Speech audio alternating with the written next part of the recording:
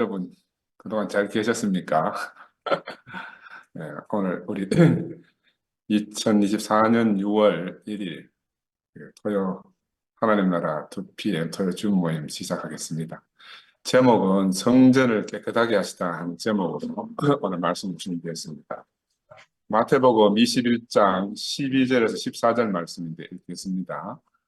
예수께서 성전에 들어가사 성전 안에서 매매하는 모든 사람들을 내쫓으시며 돈 바꾸는 사람들의 상과 비둘기 파는 사람들의 의자를 불러 엎으시고 그들에게 이르시되 기록된 바 내 집을 기도하는 집이라 일컬었음을 받으리라 하였거늘 너희는 강도의 소굴을 만드는도다 하시니라. 맹인과 저는 자들이 성전에서 예수께 나아오매 고쳐주시니 하는 말씀입니다. 이거를 우리 이제 한별아 자매님이 늘 메시지 성경으로 말씀을 하기 때문에 제가 메시지 성경은 어떻게 되는가 한번 같이 한 본문을 같이 넣어놨습니다. 조금 다르게 되어 있던데 제가 한번 읽어볼게요. 예수께서 곧바로 성전으로 가셔서 상점을 차려놓고 사고 파는 사람들을 모두 쫓아내셨다. 이 기절이 새로 첨가되어 있는 거더라고요. 고리 대금업자들의 가판대와 비둘기 상인들의 진열대도 뒤엎으셨다. 예수께서 다음 말씀을 인용하셨다. 내 집은 기도하는 집이라고 일컬어졌다. 그런데 너희는 그곳을 도적의 소굴로 만들어버렸다. 그제야 눈먼 사람과 다리를 저는 사람들이 들어설 자리가 생겼다. 이 말씀도 첨가되어 있어요.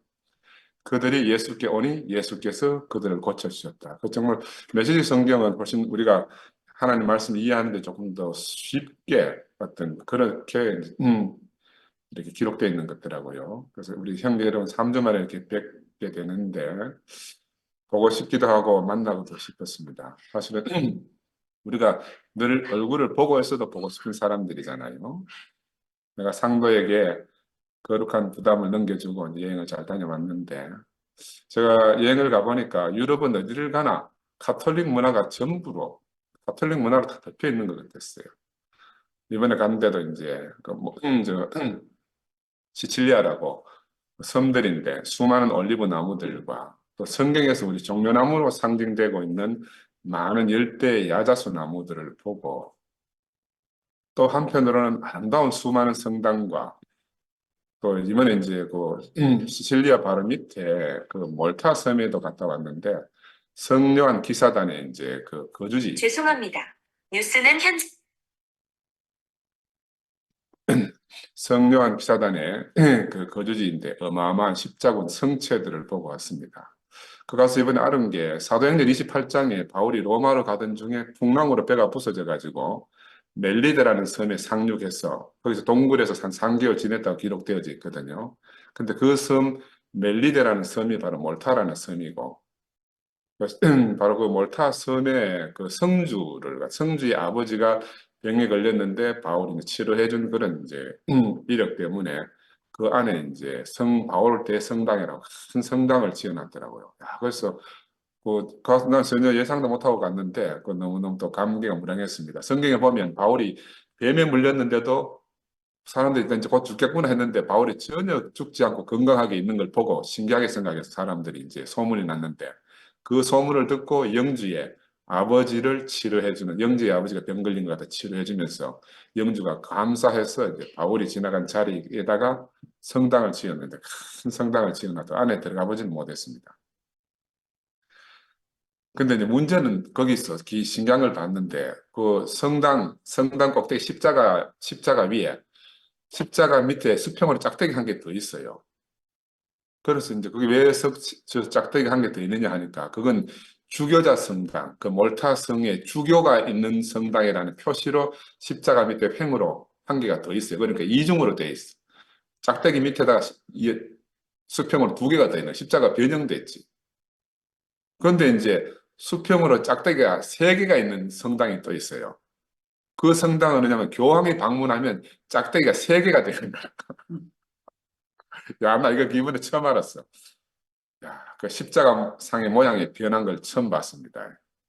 그래서 그 보면서 가톨릭을 통해서 예수가 변질된 것을 나타내는 모습이 아니겠나. 저 혼자 상상을 했습니다. 야, 예수의 십자가 상이 주교자 성당, 교황의 온 성당, 이렇게 레벨이 급이 달라진 표시가 딱 나타나 있는 거라. 한편으로 감명 깊기도 했는데 또 생각지 못한 그 성지순례가 되기도 했습니다. 그런데 이제 겉으로 봐서는 교회 형식과 모양과 절차들이 참 잘 보존되어 있어요. 그래, 그 1월 날 어떤 성당에 들어가 봐서 성당 미사 집전하는 거 다 참 보고 했는데 그 중에 이제 같이 간 사람들 중에 일행들 중에서 성도들은 가서 또 막 그 성찬식 하는 데 가서 뭐야 잔하고 그 떡하고 떡 대신 과자 있잖아 받아 먹기도 하고 이렇게 하더라고요. 정말 그 절차만 그대로 남아 있는 것 같았어요. 하여튼 뭐 덕분에 우리 여행을 잘 다녀왔고 우리 모든 형제 자매 여러분 모두에게 감사했습니다. 오늘 이제 예수는 멍에매는 짐승의 새끼 곧 어린 나귀 새끼를 타고 예루살렘으로 입성하신다. 그런 다음에 곧바로 성전으로 들어가서 성전의 장사치들을 혼내면서 앞판들을 뒤엎으시고 물리쳐서 깨끗하게 하시는 그런 장면이잖아요. 그런 후에 비로소 이제 소경과 지체장애자들인 절름발이들을 치료하신다는 내용이 오늘 본문의 주된 내용입니다. 3주 전에 우리 같이 교제할 때에 형제 나귀 타고 예루살렘에 입성하시는 예수에 대해서 교제하면서 형제자매들이 화답하는 중에 한 번도 멍에를 매지 않는, 다시 말해서 세상의 짐을 전혀 져보지 않는 어린 나귀 새끼라는 말을 간증을 하더라고요. 나는 그 말을 들으면 너무너무 신선하게 다가왔어요. 예수는 처음부터 세상의 짐과는 전혀 상관없는 하나님의 멍에만 지는 사람으로 우리에게 오셨구나 하는 그 상징이 바로 세상 짐을 한 번도 지지 않는 어린 나귀 새끼를 주님께 쓰시겠다 해서 데리고 오라는 그 말로 그렇게 새롭게 알아지면서 너무너무 놀라운 그런 제가 감동이 왔었습니다.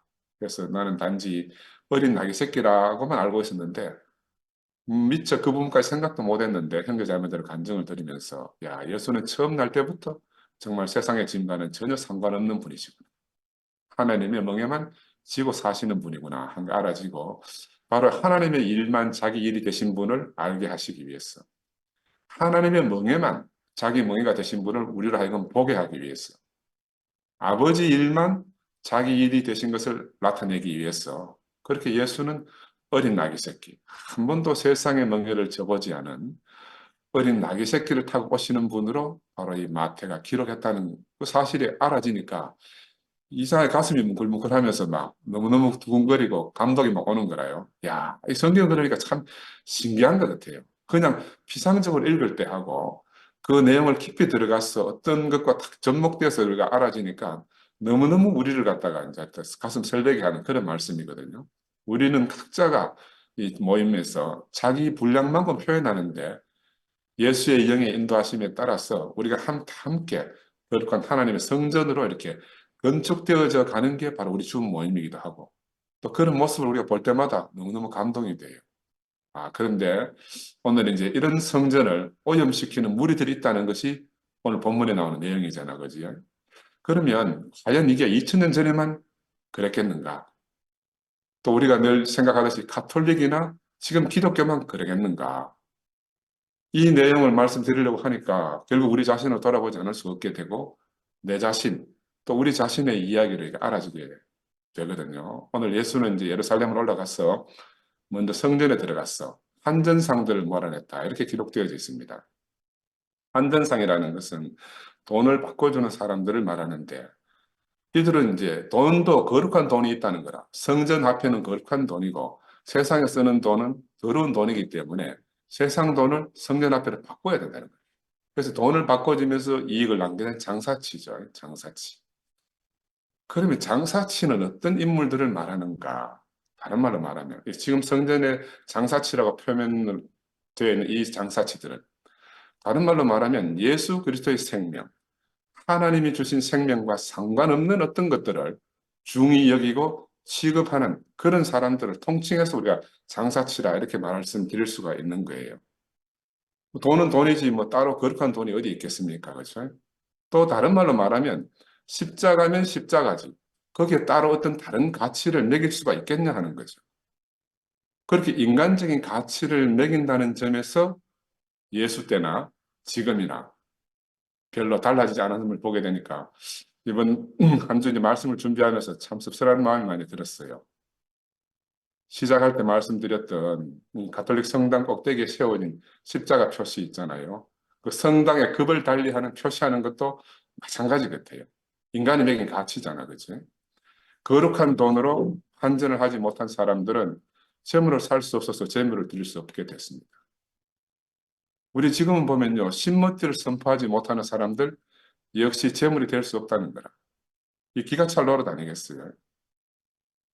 그리스도 예수가 오지 않으면 이런 성전이 깨끗해지지 않는다는 거예요. 예루살렘이 하나님 나라의 수도를 상징한다고 하면 성전은 왕궁을 상징하는데 예수는 수도로 들어가서 본문에 보면 지체하지 않고 곧바로 왕궁으로 들어가셨다 이렇게 되어 있어요. 곧바로. 지체하지 않고 바로 들어갔다 이 말입니다. 왜냐하면 거기에는 돈 바꾸고 비둘기 파는 자들이 성전을 도적의 굴혈로 만들고 있다는 거죠. 얼마나 급하셨겠습니까? 곧바로 들어갔다는 거예요. 아버지 집을 도적의 속으로 만드는 것을 보고 얼마나 속으로 붕괴했겠습니까? 다시 한번 본문 말씀을 보면 그들에게 이르시되 기록된 바 내 집은 기도하는 집이라 일컬음을 받으리라 하였거늘 너희는 강도의 소굴을 만드는도다 이렇게 하신 거죠. 그래서 예수가 이제 이렇게 장사치들을 꾸짖어서 내어 쫓은 후에 성전을 깨끗하게 하시니까 이제 이 성전으로 예수 앞에 시각장애인, 소경들과 지체장애인들인 전원자들이 찾아오게 됐다는 거죠. 그리고 예수가 그들을 치유했다. 이게 오늘 본문의 전부예요. 근데 메시지 성경에는 아까 읽어드렸지만 그들은 성전을 깨끗이 청소되지 않으면 설 자리가 없었던 사람들이 바로 소경이고 전원자들이라는 거예요. 야, 그러게 성경이 참 신기한 말씀이다. 그래서 제가 원래는 이제 다음 주 교재할 내용과 좀 같이 처음에 준비했다가 오늘 본문 내용이 너무 준비한 내용이 너무 많아지고 길어져가지고 여기까지 자르고 뒤에 넘겼어요. 다음 주 교재할 내용에 보면은 이제 종교 당국자들의 분노가 막 분명해지고 예수와 그들 사이에 긴장이 고조되고 마지막에 예수는 밤이 되자 베다니로 돌아갔다 하는 장면이 그 다음에 나와요. 어린아이들 찬미를 받고 이런 게 나오는데 그까지 다 하락하니 너무 길어가지고 제가 그건 뒤로 보냈는데 이 소경이나 절름발이들이 성전에서 이렇게 막 돌아다니는 걸 종교 당국자들은 용납할 수 없거든요. 하나님의 성전은 이러저러 해야 된다 하는 고정관념에 탁 사로잡힌 사람들이 바로 종교 당국자들이다 이렇게 말씀드릴 수가 있어요. 이렇게 보니까 야 지금 AM이 우리를 바로 그렇게 보고 있지 않나 하는 생각도 들거든요. 바로 그런 관념을 우리 보고 있단 말입니다.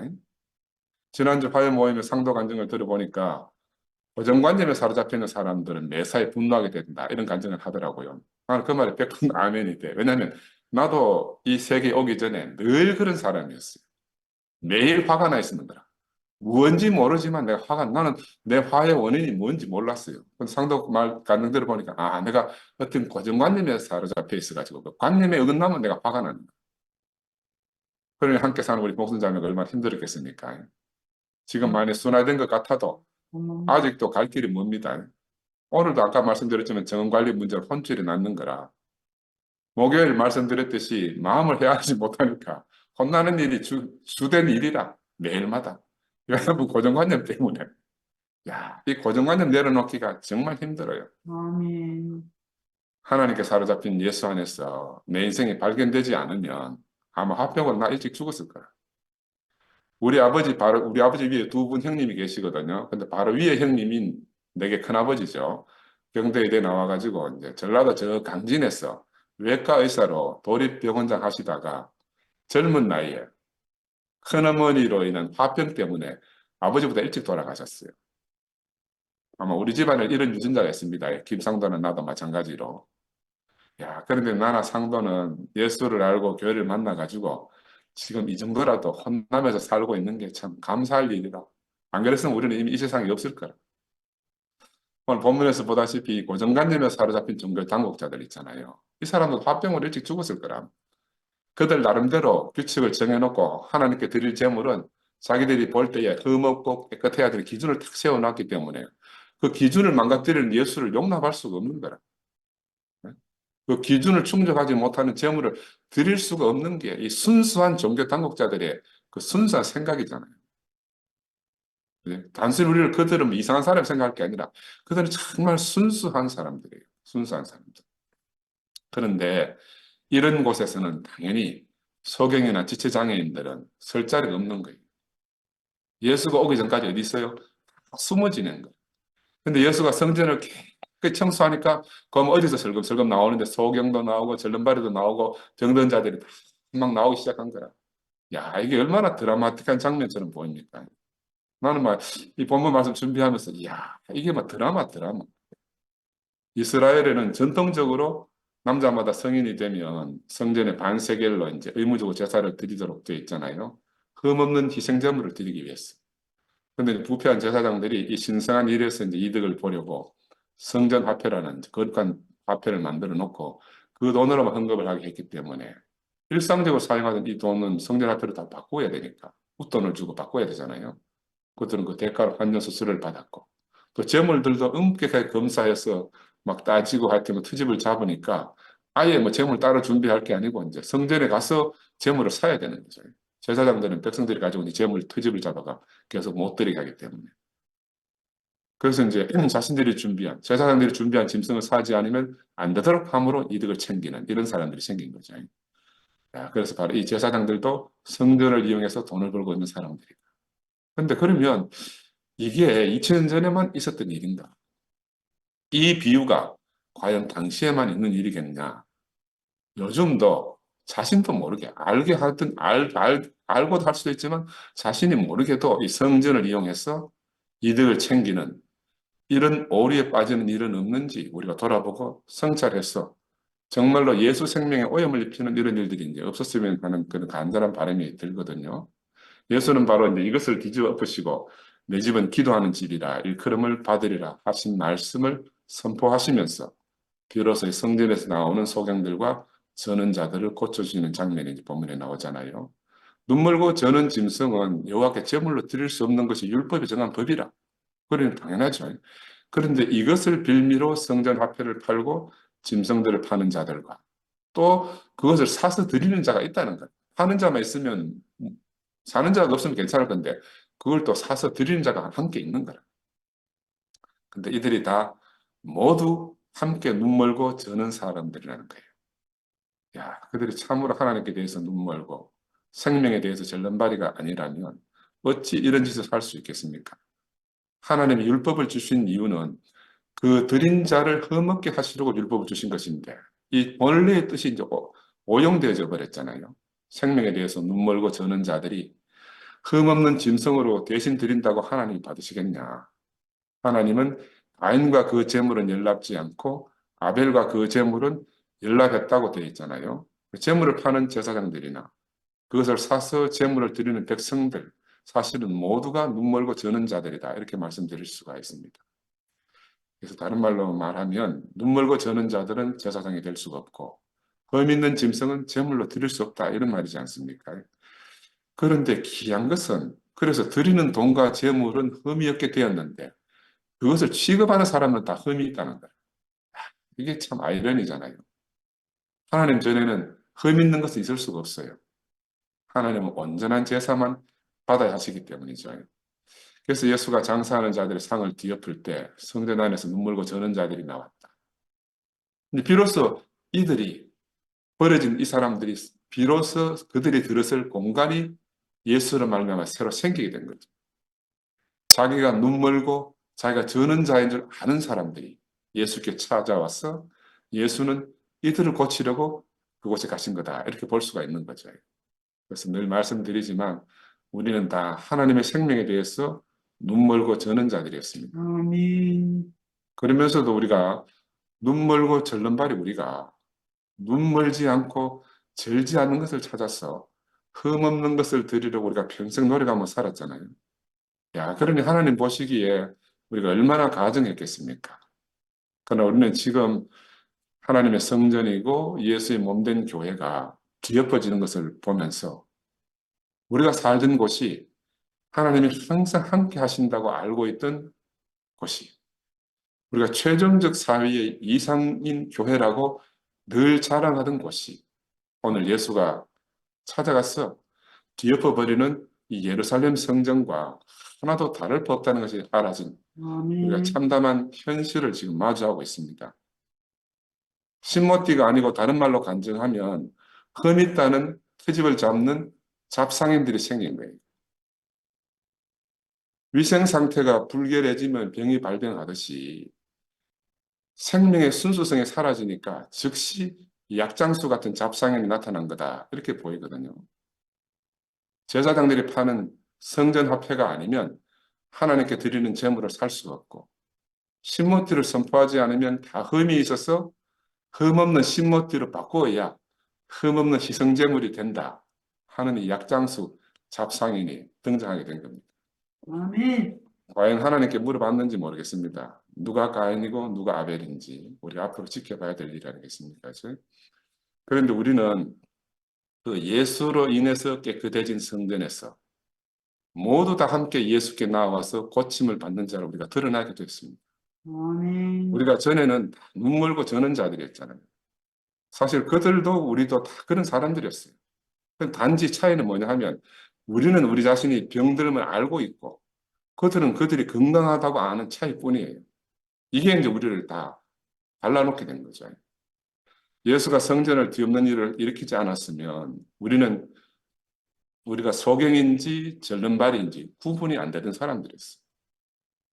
그리고 이것이 얼마나 바로 하나님의 은혜가 아닌가 싶어요. 우리의 수고가 조금도 없이 예수가 오셔서 성전을 깨끗하게 하시고 비로소 우리 병든 자들이 그할 처소가 준비된 거죠. 안타까운 것은 우리가 바로 그 소경이고 바로 그 절름발이인 것을 우리가 이제 알게 됐잖아요. 우리는 그전에 우리가 정말 건강한 줄 알았어요. 다른 사람들은 다 병들었고 우리만 건강한 줄 알았는데 예수가 성전에 찾아와서 성전을 회포하고 깨끗하게 하고 싹 말끔하게 하니까 비로소 우리 자신이 소경이고 절름발인 것이 드러나게 됐습니다. 지난 몇 주 전에 소경 바디모에 대해서 우리가 먼저 교제를 했으니까 오늘은 이제 소경 말고 이 지체 부자의 자인 절름발에 대해서 제가 좀 더 말씀을 나누고자 합니다. 구약 성경에 우리가 너무 잘 아는 절름발이가 있잖아요. 바로 야곱입니다. 야곱은 분이엘에서 하나님을 만나가지고 밤새 씨름하다가 한더뼈가 부러지고 나서 절름발이가 됐잖아요. 야, 그는 이제야 비로소 세상에 자기를 이길 수 있는 분이 있다는 사실을 처음 알은 거예요. 그전에는 야곱을 이길 사람이 없었어요.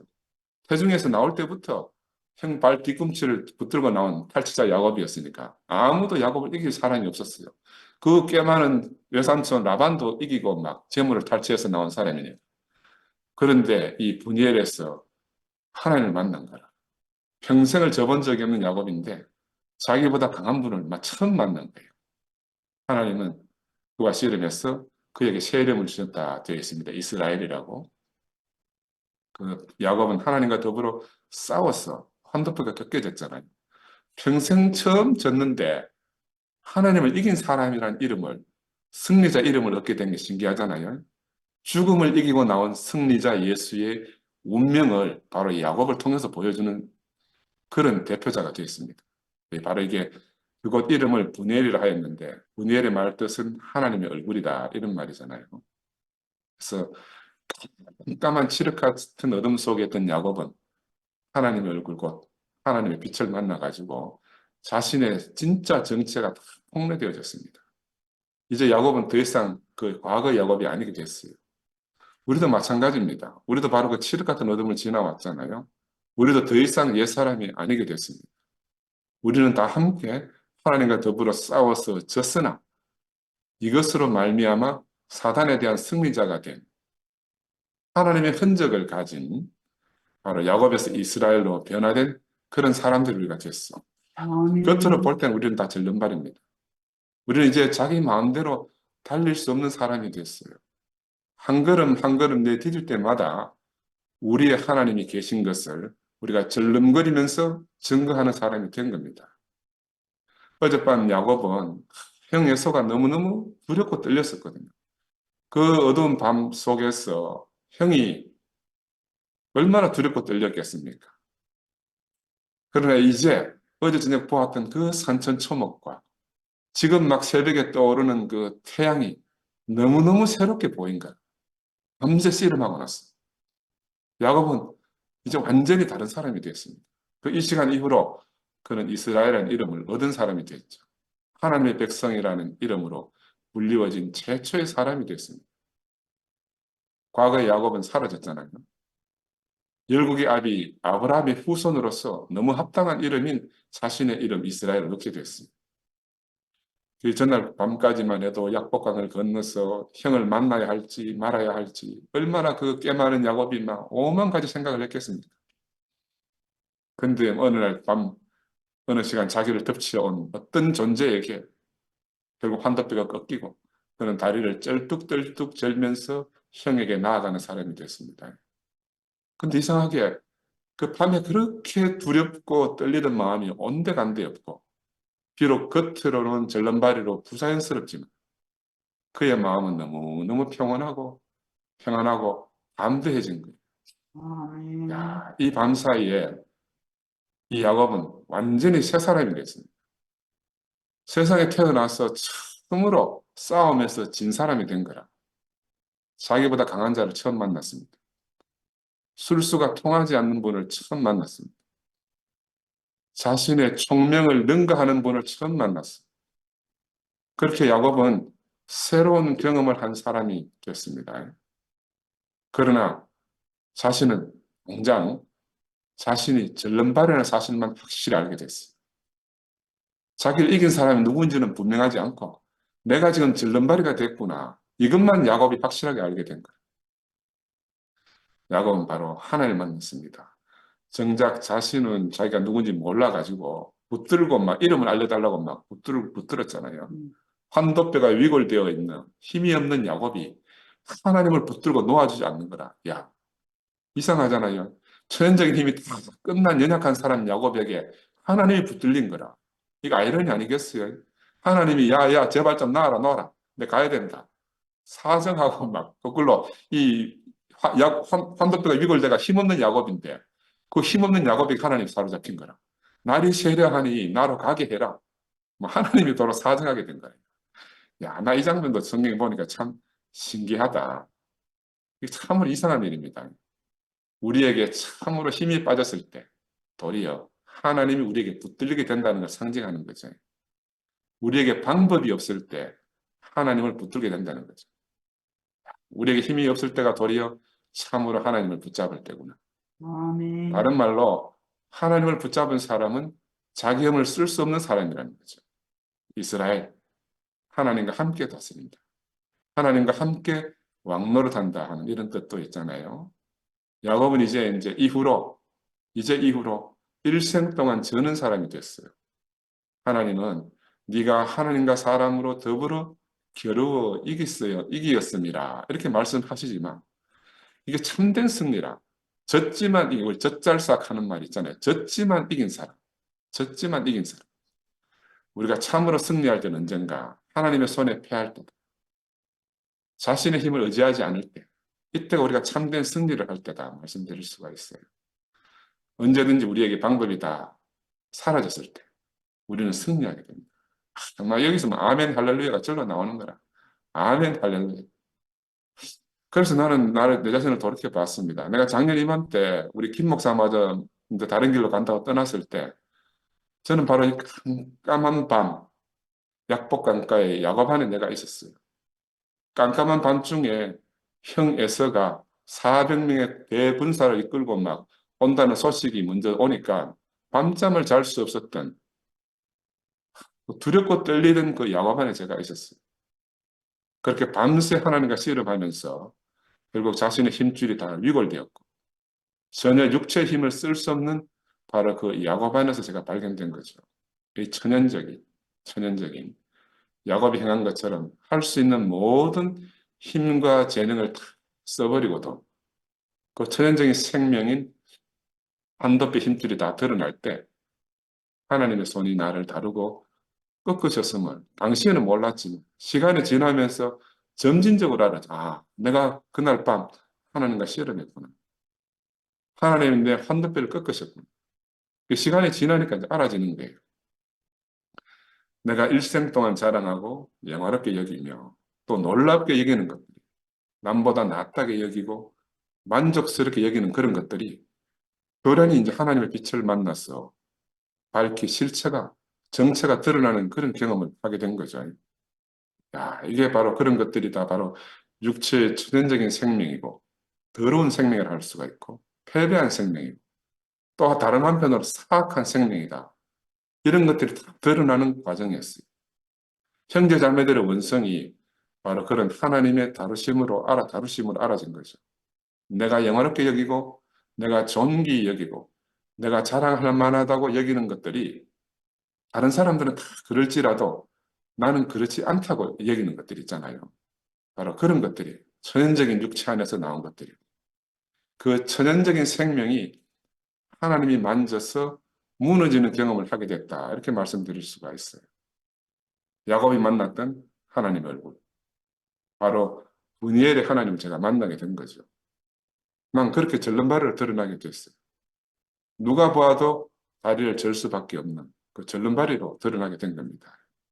달리고 싶어도 달릴 수 없는, 달리고 싶으면 더욱 우스꽝스러운 사람이 되는 거라. 달리면 달릴수록 더욱 쩔뚝거릴 수밖에 없는 그런 사람이 됐어요. 그런데 나는 비로소 이 집안에서나 이 교회 안에서 하나님과의 씨름으로 다루심을 받고 이제는 야곱처럼 힘을 쓸 수 없는 사람이 되어가는 중이라 이렇게 알아져요. 마음은 원인데 육체 힘이 다 빠져버린 그런 사람이 된 거죠.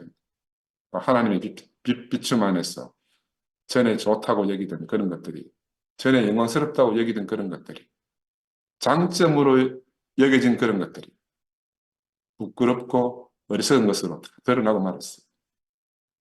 상도를 봐도 나를 봐도 우린 둘 다 하나님을 만나서 야곱처럼 우리의 환도뼈가 다 위골됐습니다. 이제는 하나님의 빛, 바로 분이엘의 비춤 안에서 나의 힘이 전혀 드러나지 않는 바로 하나님의 일이 성취됨을 보고 하나님의 일이 이루어지도록 기도하고 하나님의 긍휼이 임하기를 기도하는 그런 사람이 된 거죠. 그렇게 신약, 하나님과의 새로운 약속 안에 거하는 우리가 바로 하나님의 아들 예수 그리스도를 만난 거죠. 구약 안에서 분이엘에서 야곱이 하나님을 만난 것처럼 우리는 예수 안에서 바로 예수 그리스도의 생명을 만난 겁니다. 바로 그 주님이 우리에게 오셨어요. 성전을 청소하시는 주님이 오신 겁니다. 우리 안에 있는 온갖 잡동사니를 싹 한꺼번에 처리하시기 위해서 주님이 오신 거예요. 눈 멀고 다리 저는 우리들을 치료하시기 위해서 그 주님이 성전을 청소하러 오신 거예요.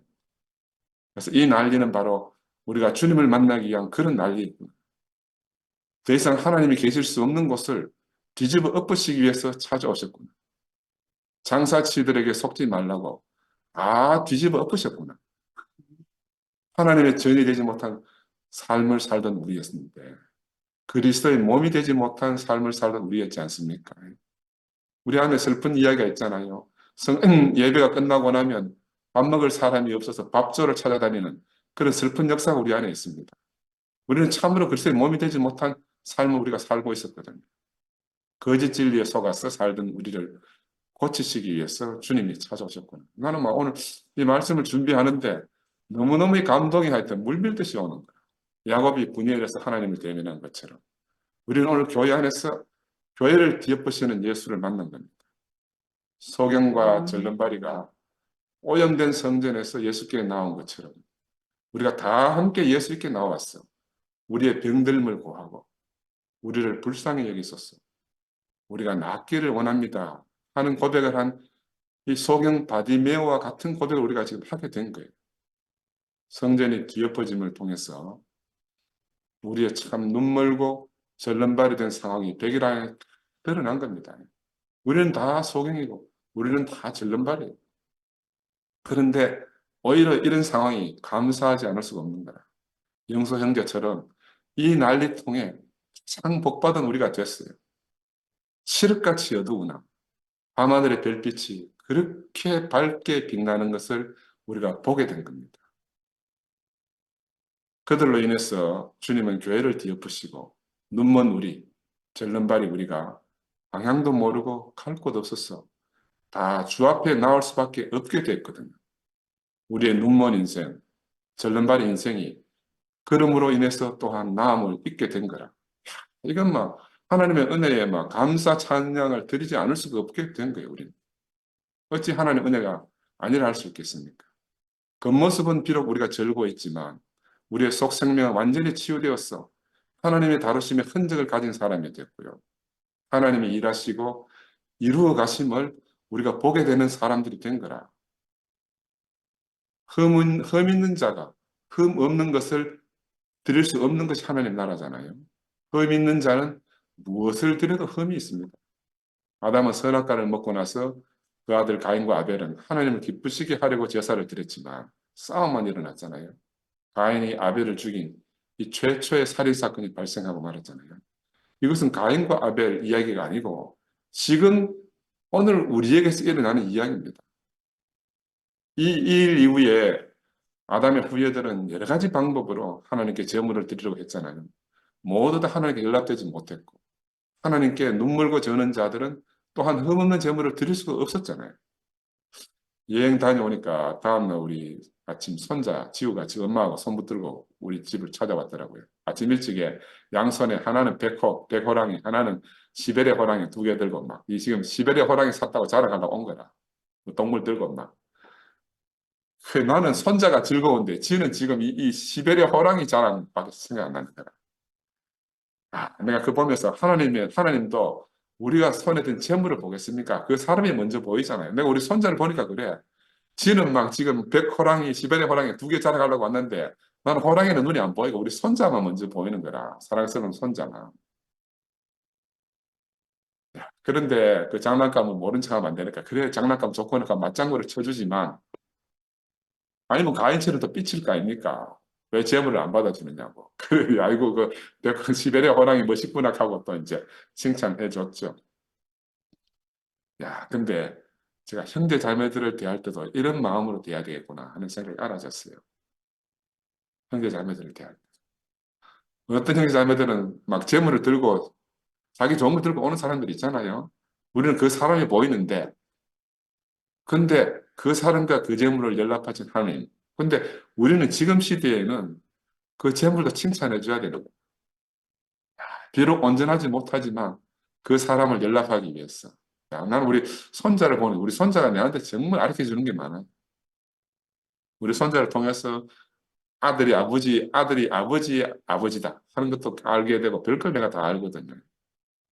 하나님의 성전은 온전한 것으로 채워져야 됩니다. 성전은 하나님의 표현이기 때문에. 이 그리스도의 예표이기 때문에. 왜냐하면 그리스도는 온전하기 때문에. 예수 그리스도는 하나님께 기도하는 집이고 하나님께 드리는 제물 자체이시잖아요. 그래서 온전한 성전에는 온전한 제물만 필요하지. 성전에서 일하는 것은 하나님을 섬기는 것이지 장사하는 게 아니잖아요. 장사하는 게. 야, 그런데 언제부터 제가 이 말을 안 드리려고 했는데 뭐 어차피 한번 해야 되니까 언제부터 교회 안에서 돈을 주고 내보내고 돈 받고 나가는 일들이 있었는가. 이 기가 찰 일들이 지금 버젓이 우리 앞에서 일어나고 있잖아요. 하나님께 드렸으면 그건 하나님 것이거든요. 아멘. 근데 하나님을 위해 쓰여져야 할 재물이 사람의 어떠함을 해결하는 데 쓰이고 있다. 이것이 2000년 전의 이야기가 아니라 지금 우리 대국교회의 이야기. 그들 성전의 제사장들은 목자가 아니라 바로 장사치라는 것이 다 드러난 그런 사건이 지금 성경에 기록되어 있지 않습니까? 그렇지? 내가 참으로 하나님의 종으로 봉사했다면 다른 무슨 보상이 따로 필요합니까? 봉사한 그 시간 자체가 참 보상이라는 말씀 우리가 얼마나 많이 들었습니까? 아멘.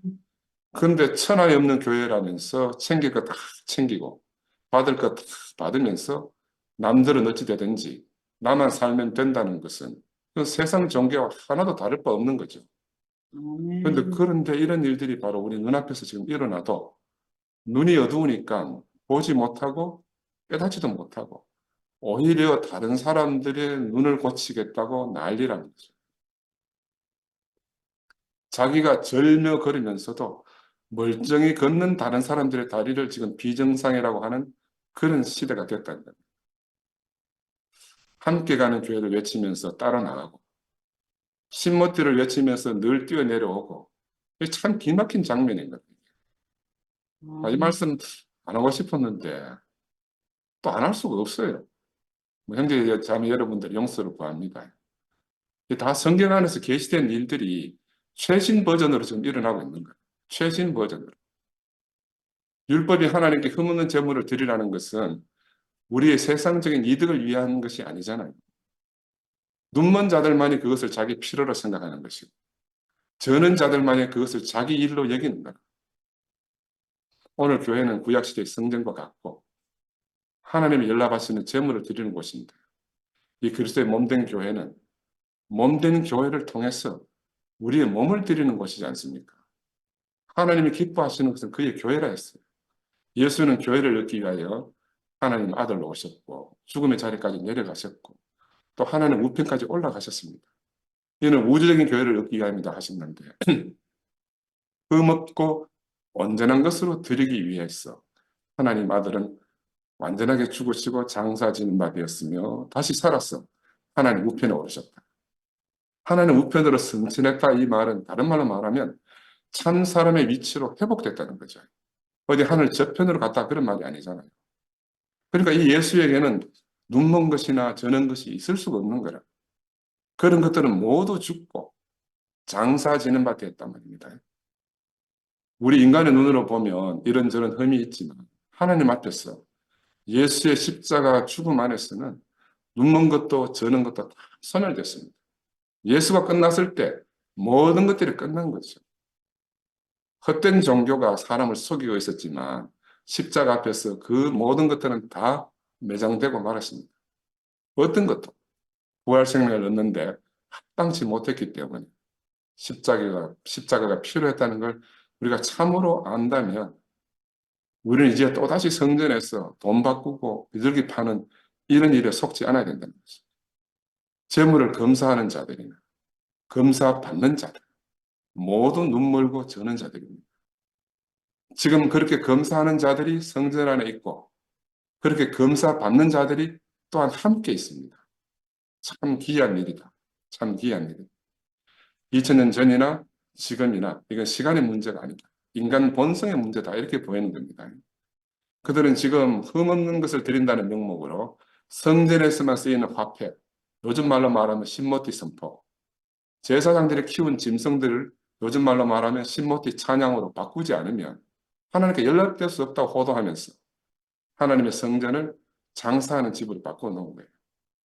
돈이 왔다 갔다 하면서 그렇게 오염시켜 놓은 겁니다. 우리는 예수 앞으로 나가야 됩니다. 십자가 앞에 서야 됩니다. 우리에게서 난 모든 것을, 험한 것을 다 던져버리고 눈멀고 절름발이 인생을 우리가 고침받아야 됩니다. 할렐루야. 아멘. 아멘. 아멘. 아멘. 음.